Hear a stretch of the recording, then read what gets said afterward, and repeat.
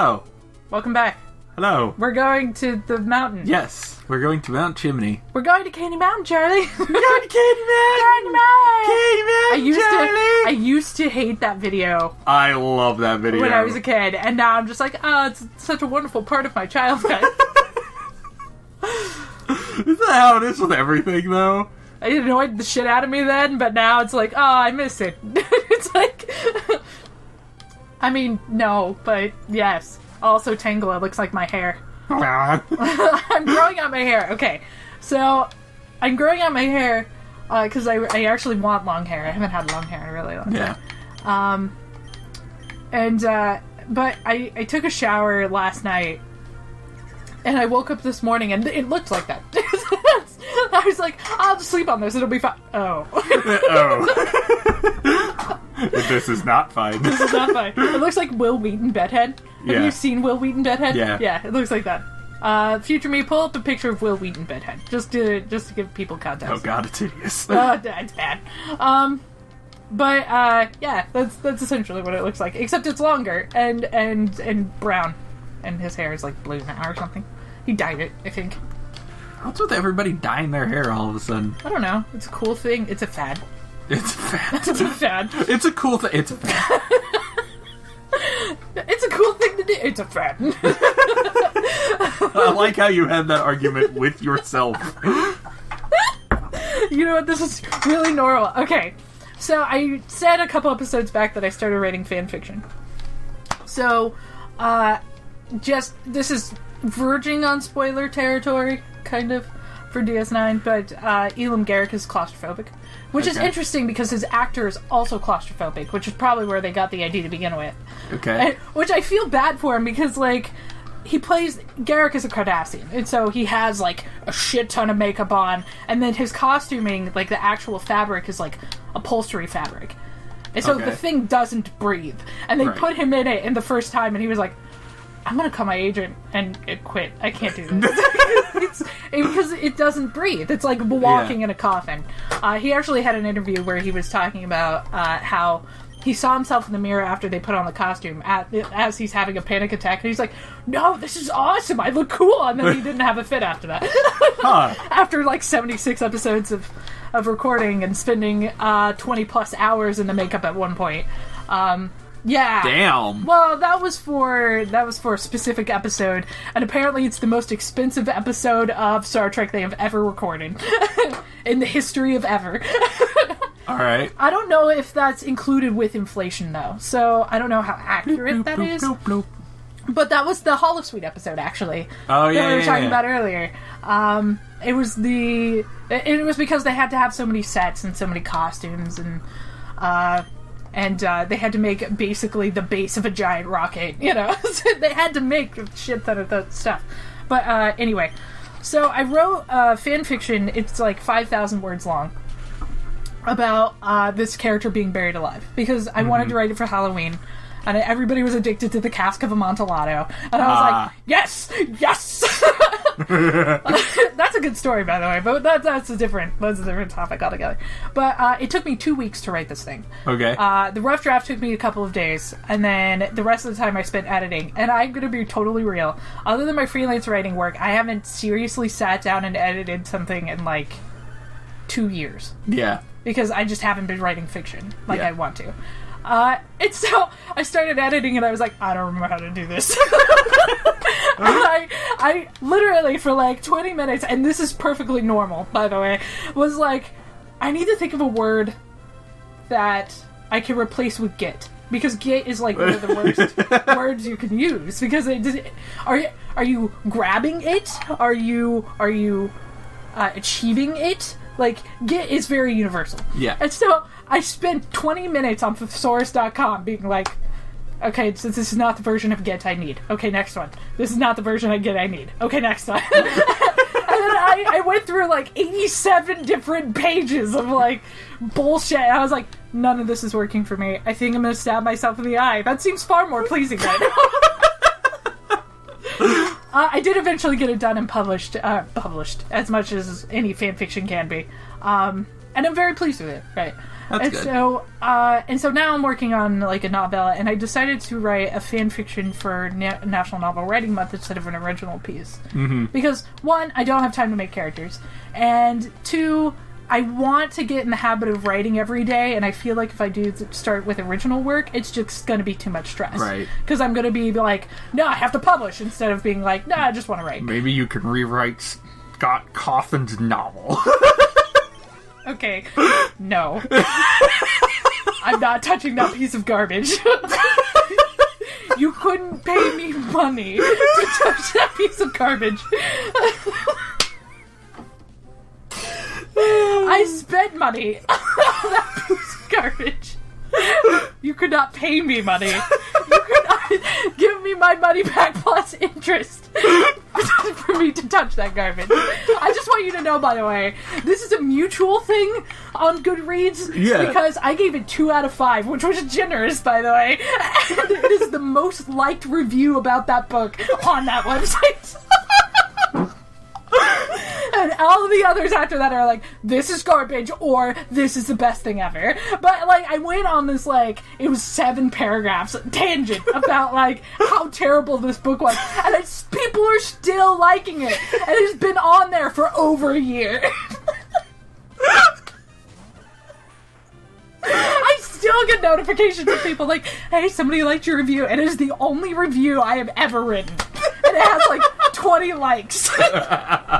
And the next highest has, like, 7. I'm like, wow, this makes me look bad, but I don't give a fuck. I was angry. And I reread it, like, 2 weeks ago, because I received a notification that somebody had liked it. And I was like, I wonder if I still feel this way. And I read it, and I was like, yep, I still feel this way. Well, it's like, did you see? Pull it up. Yeah, did you see the most recent, FNAF Theory video? No, I haven't been watching them because fuck that. I mean, what? He reread the novel. Matt Pat is insane. Matt Pat, I'm so sorry. I wouldn't even do that. And he's making another video. Matt Pat. Because he split up his video into 2 parts. Matt Pat, stop torturing yourself.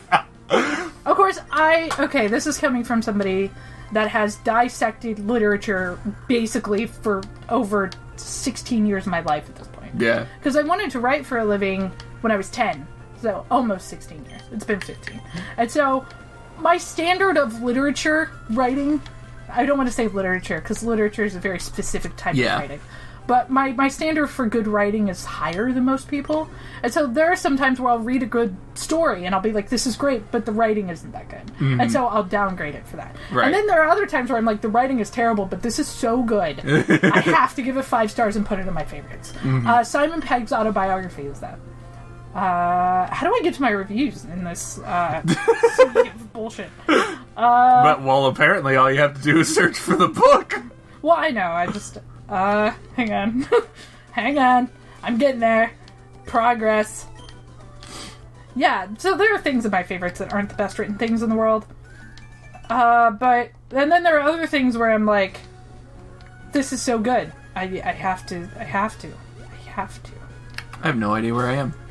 Pokénaf, please rescue me. You know where you're going, right?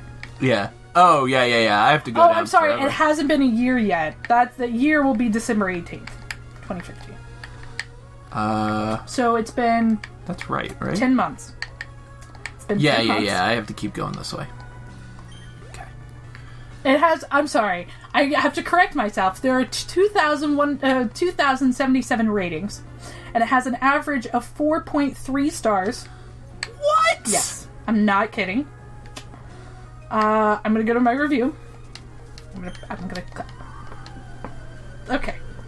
I'm gonna scroll down to see how many likes it has before I start reading off this tangent of... It doesn't say. But it does have a shit ton of comments on it. Oh, yeah? Most of them are in agreement. There was one person that was like, I love FNAF, and I'm like, I'm not sure you understand the purpose of this review.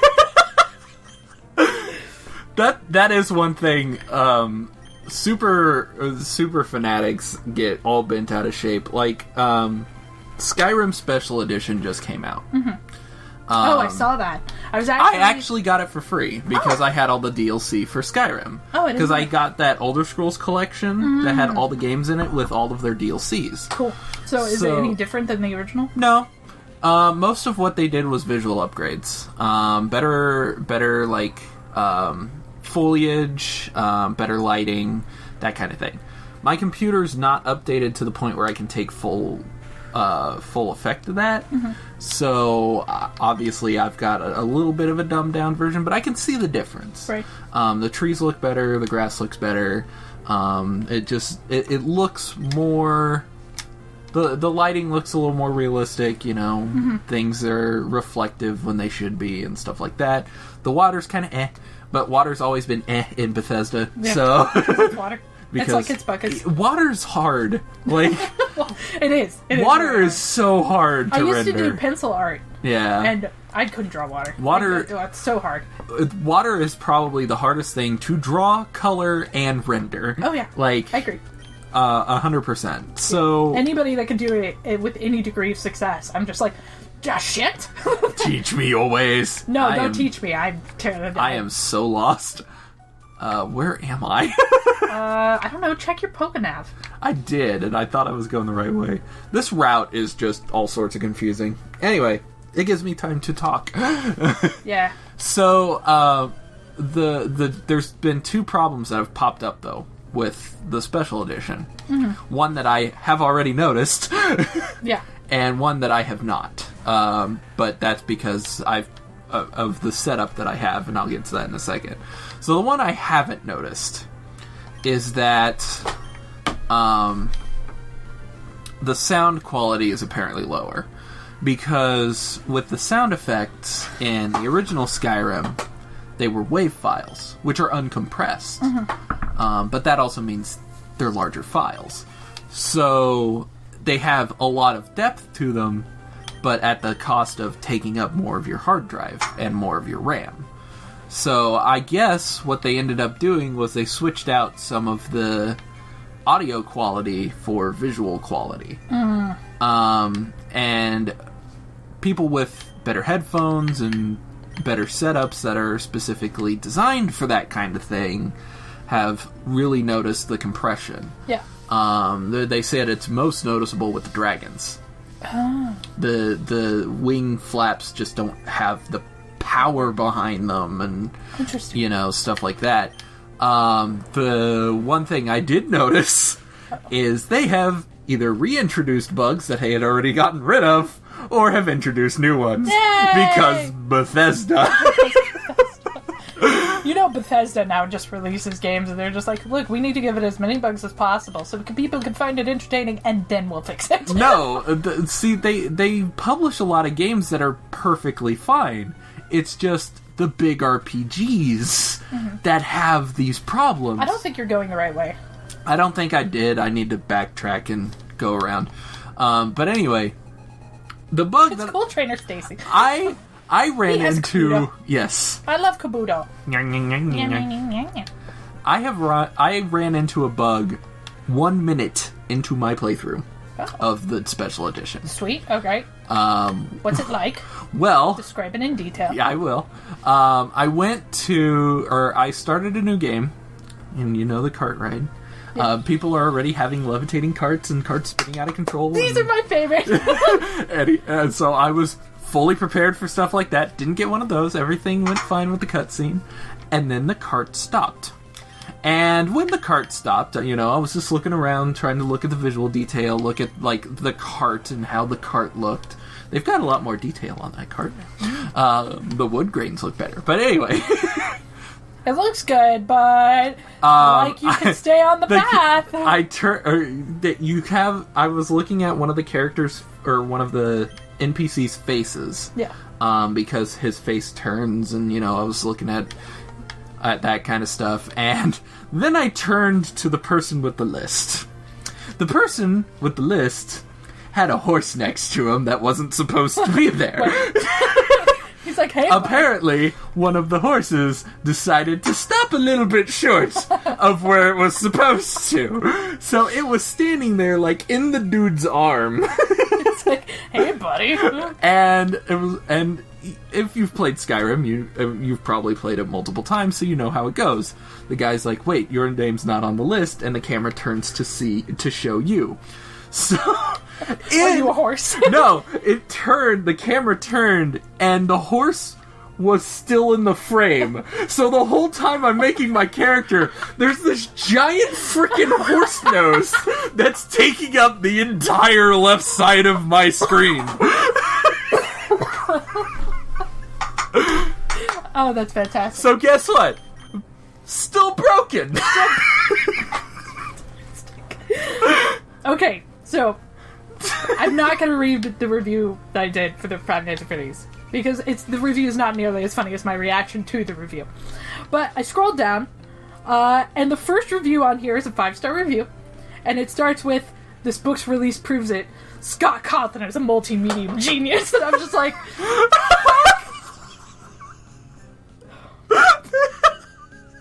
you know what? I don't want to say this person's name. But, no. No, he is not. He knows how to sell books. Well, here's the thing. And games. Here's the thing, and Scott Cawthon talked about it already, and I feel Matt bad. Pat talked about it too. This is supposed to be not a reboot, but a reimagining. What, Sister Location? Or just... The whole everything since the book is basically Matt Pat, theorist that he is pretty sure this is all just lead up to the movie. Yeah. The book, FNAF World, and Sister Location. This is all developing stuff that's going to go into the movie. Well, it depends. It depends on how much of a say Scott Cawthon has. And I say this with the hope that he is not involved at all. And I want to be perfectly clear here. I like Scott Cawthon. I think he is a very imaginative creator. I think what he's created, Five Nights at Freddy's, is possibly one of the best horror things to ever come out of the 21st century, aside from Cabin in the Woods. Mm-hmm. It is a franchise and a beast within itself. And I don't want people to think that I hate FNAF, because I don't. The first game was great. Yeah, you were obsessed with it. I was obsessed with it. The first game is fantastic. I'm very happy with Sister Location. Mm-hmm. I haven't gotten the chance to play it yet, so I've been kind of putting off watching people watch it, but I watched Markiplier's first 2 videos, and I'm very happy with it. It brought the scary back. Yes, it does. It brought the scary back, 100%. And I really like the idea behind Springtrap. I didn't necessarily like the game that it was partnered with, but I like the idea of Springtrap. I think it's fantastic. Okay. And so I don't want people to think I hate Scott or I hate the game, because I don't. But in truth... Oh, it's a Dragonite! I'm lost. Yes, you are. In truth, as a storyteller, Scott Cawthon needs some work. I think the biggest problem is he has... The funny thing is, he has a problem... And yes, I just ran away from a Dragonite. Kill me in the comments. I think the biggest problem... I think they're going to kill all of us. Both of us. Yeah. I just smack-talked Scott Cawthon. You don't do that. He has the same problem a bad dungeon master has in D&D. He'll bring up plot points and then forget how he brought them up, it seems like. Well, it's either that, and then or just he'll release stuff that's contradictory, and that causes problems. Well, it's not just that. He'll also be like, oh, okay, here's this fact that I suddenly need, so I'm going to put it in, and then not lead up to it, and not foreshadow it, and not, you know what I mean? See, I don't necessarily have a problem with that. I do. It's a huge writing problem. I more have a problem with, some of the dates are contradictory. That too. That's a problem. Well, it's the dates plus, if you read the novel, it'll be like, oh, we suddenly need a character to do a thing, so she can magically do it all of a sudden. Right. That's what I was trying to tell you. Right, okay. That doesn't quite show up in the games as often, because it's hard to allude to that when you don't technically have any characters other than animatronics. Right. But that is a thing in the novel, and that's a huge problem. But I think Scott has a lot of great ideas, and I think if those ideas were you more... old woman. Oh, the rest stop. Cool. Thank you. I think if he focused his ideas a little more and possibly had somebody to work his ideas off of, not me, I would be terrible, but just somebody to filter his ideas and help him direct his ideas, he would probably be in a far better place as a creator. Because sometimes you just need that filter before you can create one for yourself. I think he just needs to edit. Well, the thing is, for the Five Nights at Freddy's novel, he had a ghostwriter. Yeah. Technically. Oh, I need to go through this cave to get back to where I was going. So, okay. I mean, he has the capability and the capacity to write great things. Because he has great ideas, and that's the start. Yeah. But he just needs to... For one, he needs to focus his ideas. And for two, he needs to take his time. I think if Sister Location taught... Or not Sister Location, FNAF World taught him anything, it's like, you cannot keep releasing things before they're done. Yeah, he actually took his time with Sister Location. He did. And it turned out really good. And he released an announcement that said he might actually delay the game. Because... Yeah. There were certain elements of the game that were too dark, and he wasn't sure he wanted to release it as it was. Mm-hmm. And then he released it anyway, and it's fantastic. Mm-hmm. I'm glad he didn't over-filter himself. Right. But... And that, I feel like these problems are core problems for a lot of creators. In particular, storytellers. Oh, yeah. Because... you have to be able to filter yourself. And if you look at my old writing, which is somewhere on the internet, I didn't do that when I was younger. And the thing is, you have to learn that through one experience and two, and digesting other people's work. Mm-hmm. You have to be able to edit yourself. They're gone. Yep. This is where you're supposed to go. Yeah. But, so, if you want to be a storyteller in any form, moral of the story. Too long, didn't read. Too long, didn't read, the episode's over. Learn how to edit your ideas down. And always bounce ideas off of other people. And don't rush it. That's the moral of the story. Yeah. Also, Scott, I'm sorry I gave your stuff shit, but man, you really learned from your mistakes, let me tell you. Yep. Anyway. So next time on Sibling Revelry, we'll go into that thing, which we were going to do probably a while ago, but we didn't. Because I got lost. And then we just spent the entire time talking about FNAF. Yay! Yay!